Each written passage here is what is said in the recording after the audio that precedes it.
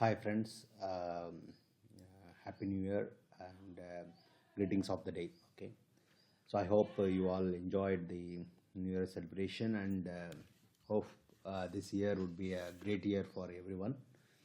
So see, I have done PhD recently and I have struggled a lot to get a job. Okay, so that's why I wanted to. I was telling the whatever I have done to get a job.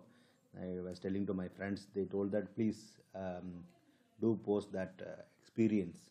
It will be grateful and it will be useful for everyone those who are struggling. Okay, so that's why I thought that okay, I can prepare some material and then post it here. Okay, so it may be of interest to most of the interest to those who have done PhD very late or those who are having very long gap and they have done PhD. It will be because no the same scenario is for me, so it will be easy for them.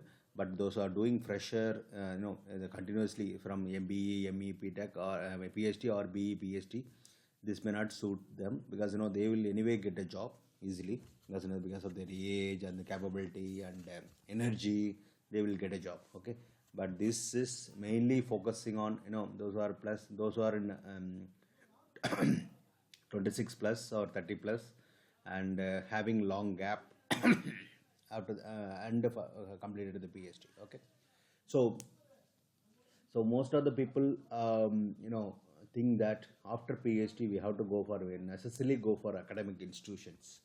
We can't get in R&D or any technical industry. So that's what is the common thought of most of the people. I am not telling all the people because most of the people those who are graduating from normal universities like conventional universities, not like tier 1 colleges, tier 1 universities. So they are most of them from those are completing PhD from tier 2 or tier 3.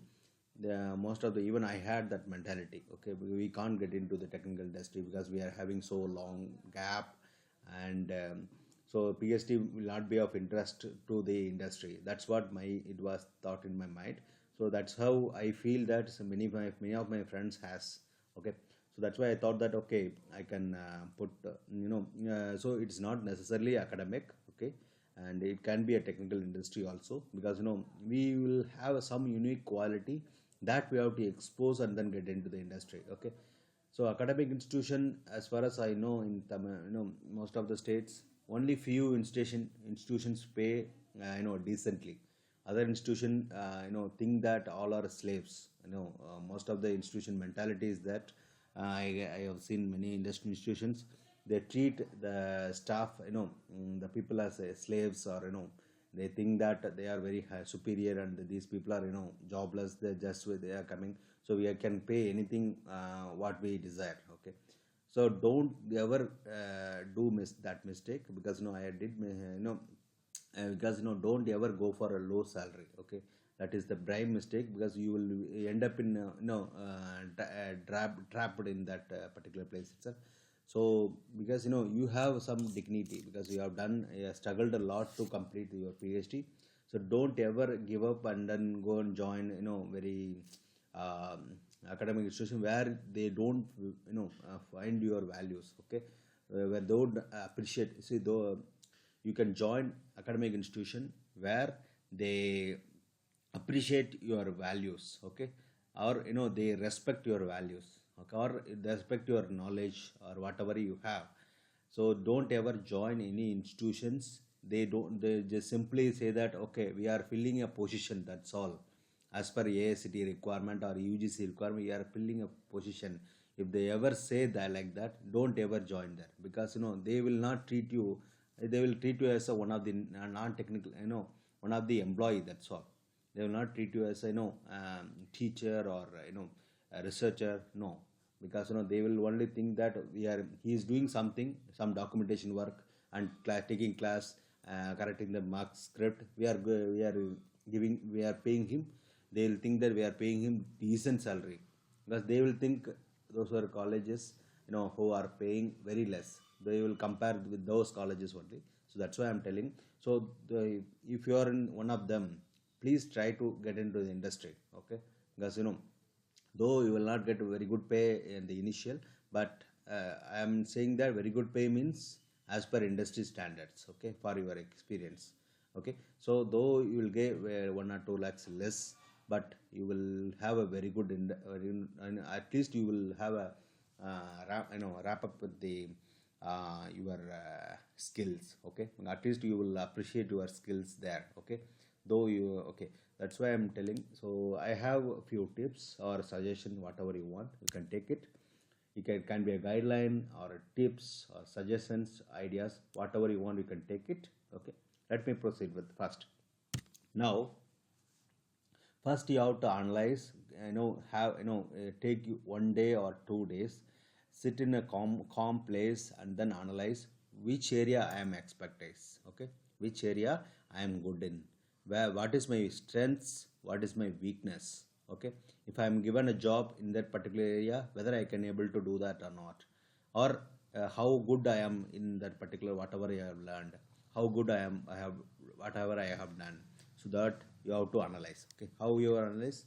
First is, for example, research experience. So what all you have gained research experience, as a research experience? See, first thing is that you will try, first thing what you will do, literature survey, okay. Literature survey means finding a right paper, to solve a particular problem. That is the very good experience you get, okay. Second is that, so after finding a particular paper, how to read that paper, how to understand that paper, or research paper, research others research, because they would have presented their own view, okay. But how you will take it, whether you are taking their view or you are perceiving a wrong view, or you are understanding in a different way. There are three things are there. One thing is that you can understand whatever they want to convey. Second view is that you can better, even you can view and understand even better. Third view is that you can, most of the time we make mistakes that we will understand very wrongly, and we will come to wrong conclusions. So that is one of the research experience. Second is that presentations. So how do we present ourselves in front of the audience? That experience we are gaining, because through research seminars and through DC members, we are presenting to DC members and answering their questions. So through which we are gaining the knowledge on how to present, okay. And while preparing itself, you have to organize your thoughts. Otherwise, we can't prepare a present material, okay, because their flow should be there, organization of material. So many things are there. How you are going to present. So that is what second experience what you get in during the research. Third thing is that you do some research. Sometimes you find that has been already reported. Then you have to enhance and then you present it in a journal or something else. Okay, so that is that. So that unique quality we have to we used to get that we have to present the work which is not already been done by someone else. That is what is the research. Third experience is that. Fourth experience is that you are developing something. It can be a software tool, it can be a code, or it can be a hardware, it can be a design, it can be a hard idea, or formulation of idea. So many things can be there.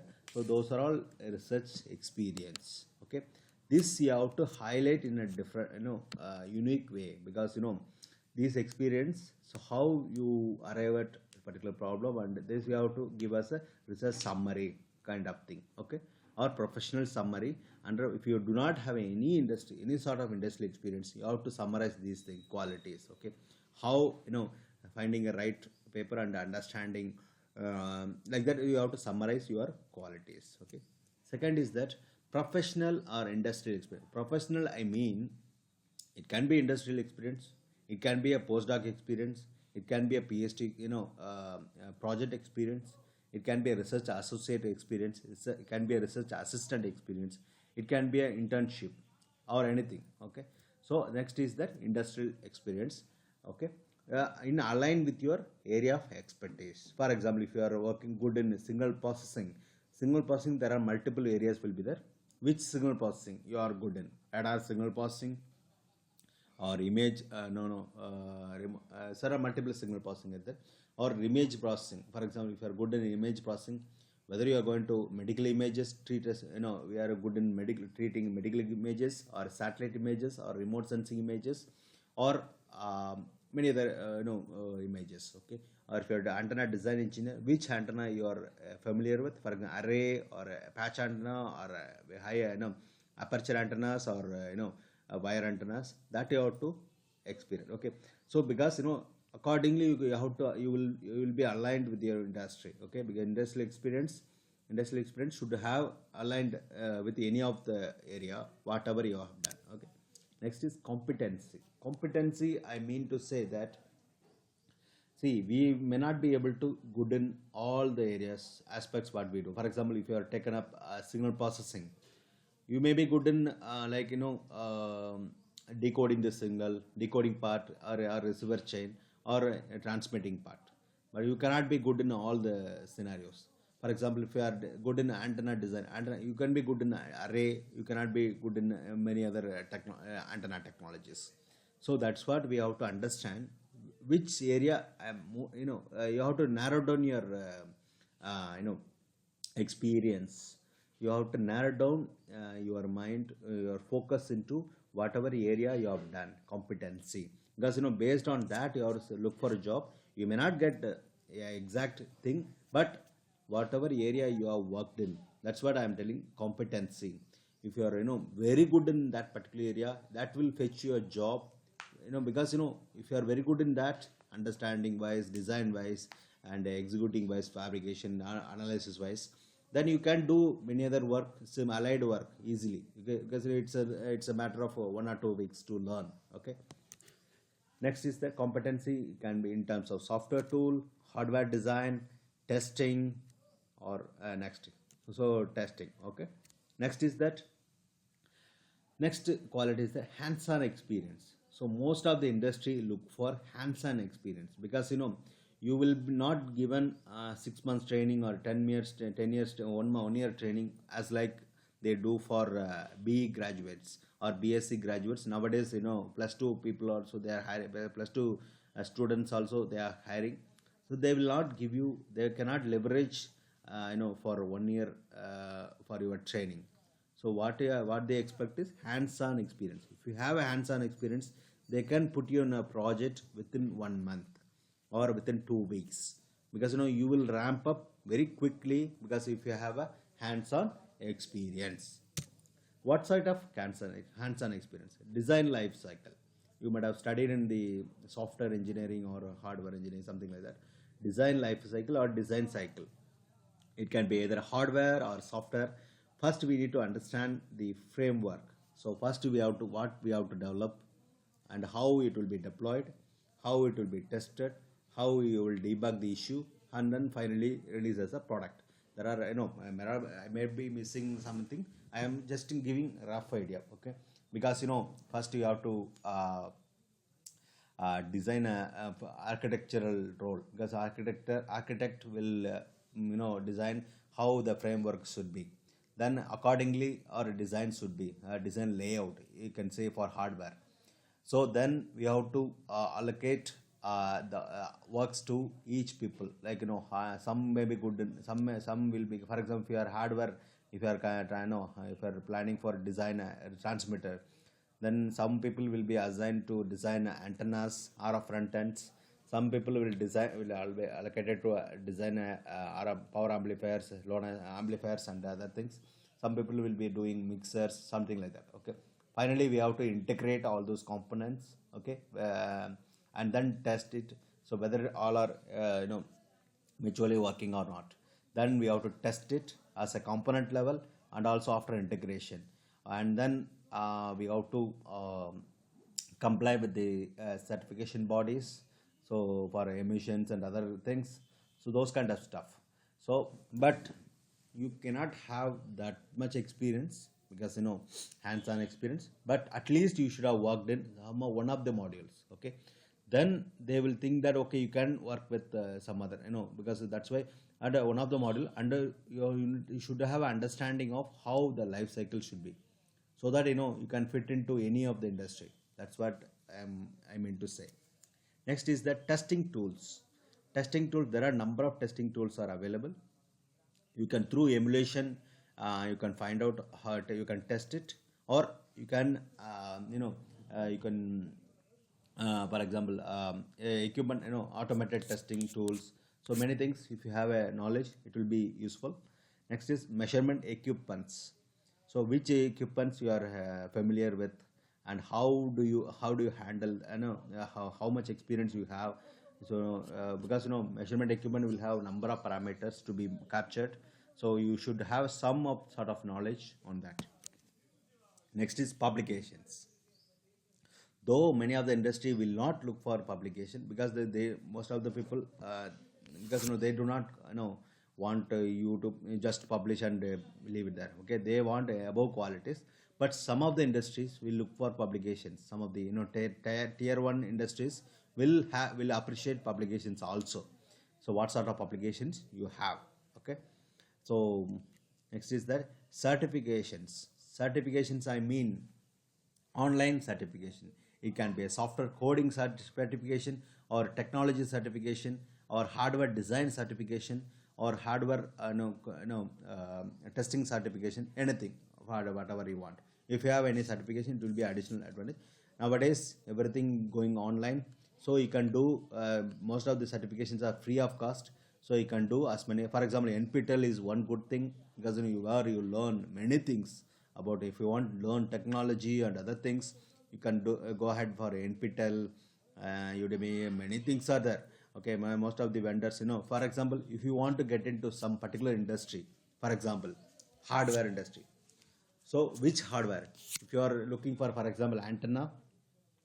So there are number of industry are giving free webinars, okay, and also course, also free courses, and also some courses are very minimal charges, okay, that you can attend and then get certification. So you see, certification, I mean, just run the video and then you go over somewhere else and have coffee and come back and then pass it. Not that. Okay, you should have learned something out of that certification, because feeling something and getting certificate is not good, because you have to really learn and then get those certifications. That will be, by looking at this number of certifications, they will not give you a job.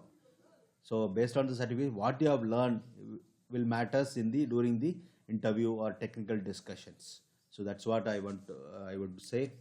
Next is other allied skills. Okay, so if you are good in hardware, if you have some sort of software coding knowledge, for example Python, MATLAB, or C, C++, anything, it will be additional advantage for you to get a job, because so you see, hardware means you will not have only purely hardware, because there will be some coding also. So firmware development also will have some coding. So that's why I'm telling. So if you have a very good, it will be additional advantage. If you do not have, don't worry, but you should be very good in above qualities. Next is organization. Okay, what sort of organization you are looking for? That is, it can be startup. See, startup has advantages and disadvantages, but it has most of the advantages, because you will learn end to end in startup. Okay, because you only 12 employees, 20 employees will be there. Okay, some startup has even 50 or 100 employees. I don't know how they leverage, because you will learn end to end, because you will be involved in most of the activities, because there will not be enough people will be there. You have to work a lot, 14 hours, 15 hours. Getting into a startup is very, very difficult, because they want people who can contribute. They will pay very, very high, but they want people who can contribute in all aspects. They don't want uh, single knowledge people. So that's why they getting into startup.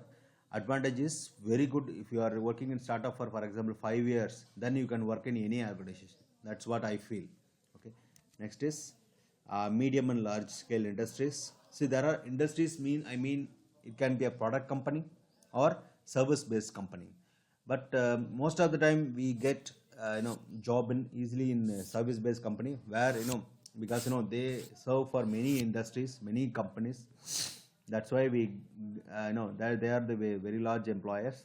Okay, they are doing because otherwise most of the people will not get a job, because product company will not take resource as that easy, okay, because they will have a very limited facilities and other things, because they were pure R&D people, so they will not hire many people, but with that highly efficiently they will execute each industries. Next is PSUs. PSUs, public sector units. I do not want to tell anything because anything, because if you have a gate score, high gate score, or if you are clear in the exams, then you will have to clear the interviews. That is straightforward process. Okay, this above may help you. Above skills may help you in PSU during the interview, but anyway, you have to clear the exams. Last one is PSUs. Why I will say that some of the PSUs, they take interview directly for the PhD scholars. Okay, if you are good enough in the above skills, then you can get in job in PSUs also. Last is academic institutions. Academic institutions, as I mentioned before, so don't ever join academic institution where there is no appreciation. Where is no there is no there is no where there is no appreciation or your skills or interests. Okay, and the resume or CV preparation is one thing we have to concentrate more, because see, as an HR, for example, if I am an HR, so I will get plenty of resume in every day. Okay, I will have 1 minute of time just go through the resume. Okay, so because they will plenty of resume will come in, because lakhs and lakhs of resumes being posted everywhere. So they have to, you have to highlight your qualities, above qualities, in such a way that bold letters or presented in a different form or summary kind of thing. Okay, so you have to highlight whatever skills you have. Then you will be able to then you will be able to shortlist it, because unless otherwise you are highlighting your skills, then they will consider you as a fresher, so they do not want to hire you, because your expectation will be more, because as you have completed PhD, you have spent around 5 to 6 years extra. Okay, so that time your expectation also would be more, because those guys are left B, and then they would be earning more money than you, then your expectation also will go up, because you might have married, then your family expenses, because expectation is directly proportional to expenses. Okay, so that's why I'm telling. So if you want to get it, you have to get a decent salary, and also get it to your profile should be shortlisted, then your resume should matter a lot. Okay, next is applying for suitable position in industry and academic. Okay, you have to apply for suitable position, not that you should just apply randomly. You have to apply wherever your skill matches, your competency matches, and your hands-on experience matches, so everything. So you have to apply such industry. But service based industry, so whenever they have a requirement on the specific position, you can apply for that. Okay, so you have to be very active in social media, because you are spending a lot of time in I know that many other people are spending a lot of time in social media, but you have to I request you to make use of them effectively. Okay, because connecting with the right people, that I will give some tips by logging into LinkedIn. Okay, and as I was telling, applying for suitable position, so you may upload your CV in the for example naukri.com. Okay, so naukri.com, if you post and then leave it for 6 months, then no one will look at your CV. Okay, so you have done a very good job, and then you have prepared a CV and then you posted. If you are not doing any activity in the Naukri or Monster, whatever it may be, then you will not be noticed. Okay, what you have to do is every weekly basis, or every 1 week basis, or 2 weeks basis, you have to update your profile. At least you update, some skills you add, some skills you can remove, some content you can add. For example, you might have done some certification that you can add there, and some some might have gone for some industry that you can add. You have to keep on updating your CV till you get a job. Okay, or even after you get a job, you have to keep on update your profile in the naukri.com or anyone. So you have to keep on updating, otherwise you will not get noticed, because those who are updating will be noticed by many of the HRs or recruiters. Okay, so that's why you have to keep on updating your profiles weekly basis or 2 weeks and once or monthly basis. Otherwise, it will not be useful because if you keep it for 6 months, then no one will look at your profile. Okay, so that is the one thing. That is one tip I can give you. And social media, I will just show you how to do that. Attending interviews, technical discussions seriously, because when you please prepare whatever you have done. Okay, whatever you have done, please prepare, and please go beyond that also, because whatever allied thing, just prepare also. Okay, there are number of tips are available online. Okay, that you can watch and then get into the you can know the knowledge. Okay, most of them are available free. So if you are attending interviews, technical discussion, you got you did not get selected, don't be disheartened. Please feel proud that you have learned a lot of lessons from that technical discussion. Some technical interviewer will give you answers also. For example, some question he will ask, if you don't able to answer, they will give you answers also. So that answer you can use it for next interview, technical discussion. So for example, if you are attending, for example, 100 interview technical discussions, then you might have collected more than 1,000 questions. So 1,000 questions are 1,000 answers. Okay, so whatever you learn, then your preparation will widen, your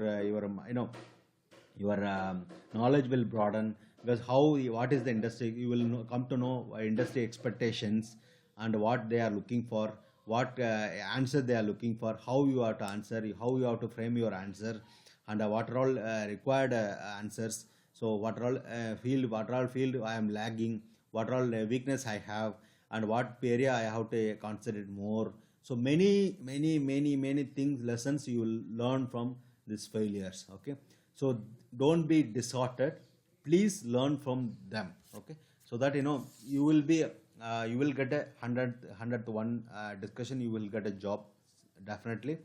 Think that always think positive, because if you are not getting job, so you are going to get a better job. That way you can think.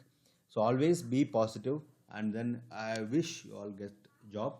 Okay, and now we will see how to be active in LinkedIn. Okay, so LinkedIn, you can see that my network. Okay, if you can see that my network, so many people are there, connections. Okay, so if you go to connections, so it will give you so many, for example, my network. If you go to my network, okay, you can see, so it will give you automatically all the suggestions. Okay, see, it will give you to whom you can connect with. Okay, so how it is it is a kind of data science or artificial intelligence. So whichever people you are connecting, right? For example, if your industry is RF front end industry, try to look for people who are look for industry who are working in, for example, RF industry, for example, Qualcomm. Okay, just type Qualcomm. Okay, Qualcomm India Private Limited. Okay, Qualcomm. Okay, it will give you number of people who are working in Qualcomm.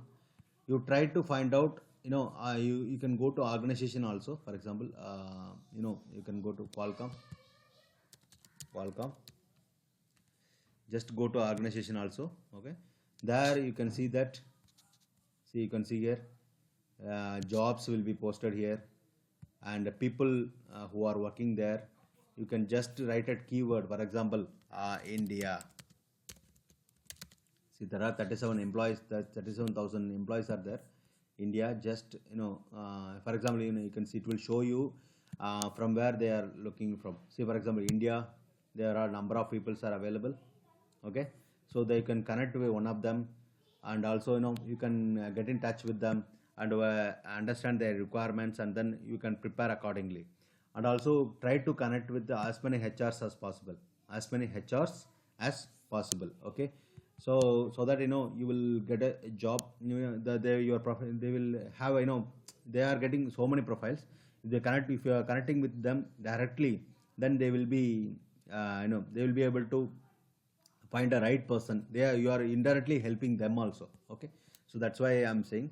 So next is that, for example, connecting with the HRs, and if you are connecting with one HR, it will automatically show you some of the suggestions. Okay, for example, it will suggest you so many. On the right side, you can see here, that work here, for example connections that work here. So it will show you all the connections who are all working there. So accordingly you have to connect with everyone, and then you can finally you can reach a right person. Okay, that this will take some time, because for example if you are clicking this person, okay, so whoever allied industry, so this person is working in PCB cam or CAD layout. So allied industry, who are all working in the allied industry, it will show you on the right. Okay, you can see here, you can connect with them, and then once you start connecting, then you will get a lot of suggestion on the right. So if you are having, I have 5,000 people in my connections network. Okay, so 5,000 people, they may ask help from me. See, it is like a mutual help. Okay, once you get a job, you will help some other people.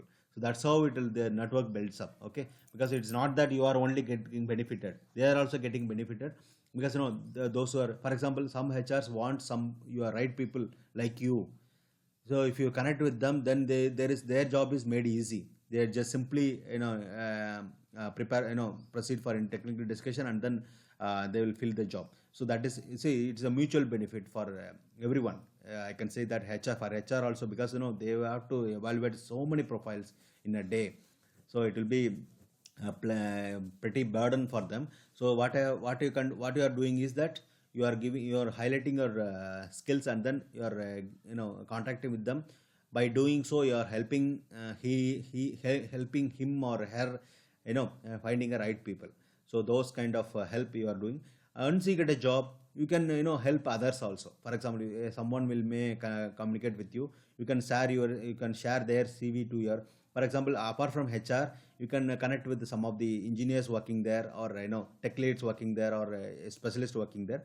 You can connect with them, and you can tell your need, desires, and then your skills, so that if they have any requirement, they will forward your CV to right people. Okay, that way also you can do it. Okay, so through which you can surely, if you do it seriously, these things, okay, I am sure you will get a job within 1 month or 3 months or 6 months, based on your luck. Not luck, based on your God's grace or luck or anything. Okay, by your attitude. So everything matters.